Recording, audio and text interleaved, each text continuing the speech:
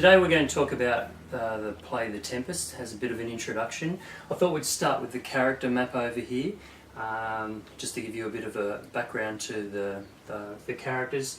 Central to the play is the character of Prospero.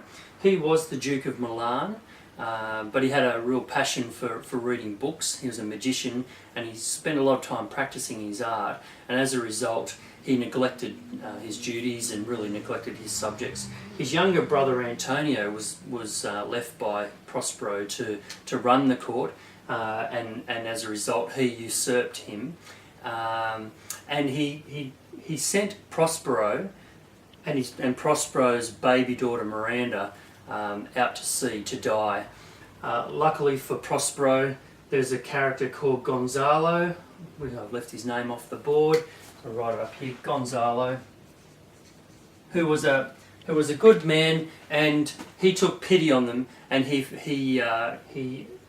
gave food, water, and some books to Prospero to help him on his journey.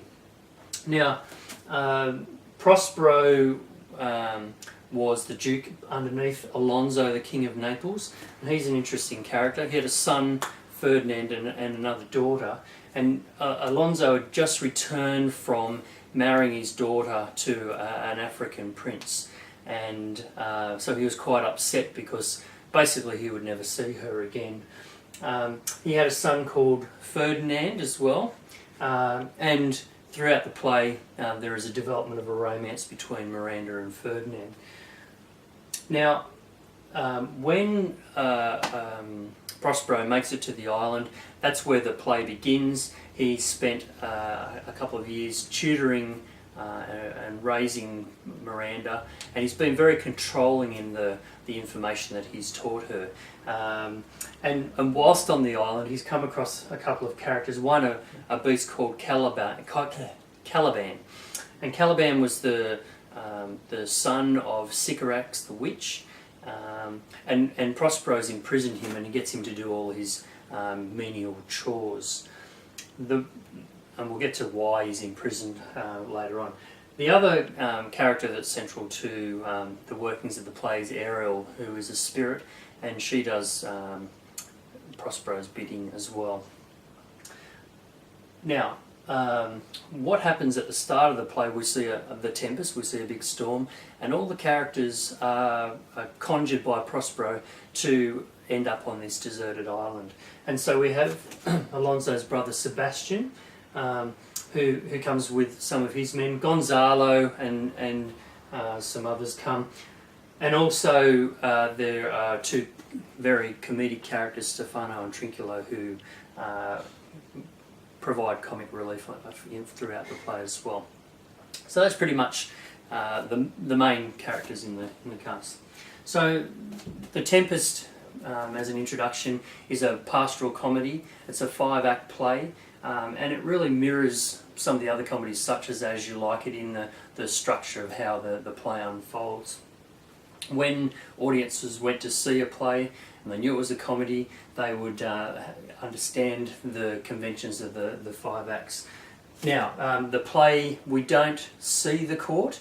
The play is centrally focused on the deserted island, but there is a fair bit in the telling of the story about the court. So the characters of Alonso and Ferdinand and Sebastian, etc., have come from the court, and they bring their values with them. Very topical at the time was a debate in society about the benefits of nature versus civilization, which was the best, and so that's played out throughout the play.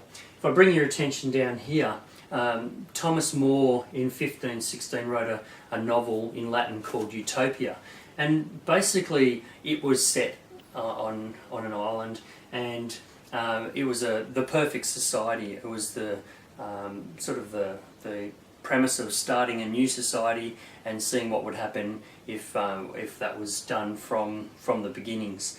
The society was come, and it was untouched by civilization, and It was a real sort of exploration and social experiment. Now Gonzalo, the character who helped Prospero out at the start of the play, he really stands as the potential of humanity. He's a very good man and with very, very good intentions, and so we see the best of humanity in his side. There are other characters in the play who show the other side of humanity as well.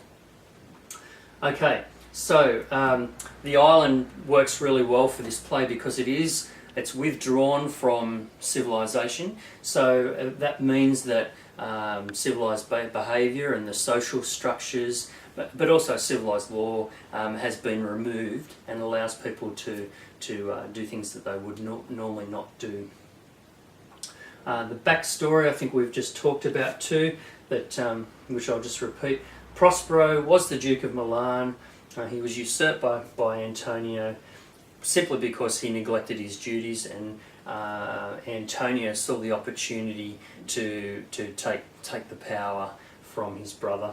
And as I said, Gonzalo placed Prospero and Miranda in a leaky bark, but he provided them with supplies and with books which set him up to survive. And they ended up on a deserted island. Now the island's quite large, and the play moves around, and Prospero uses his magic as a means of manufacturing what's happening to each of the characters in different parts of the island.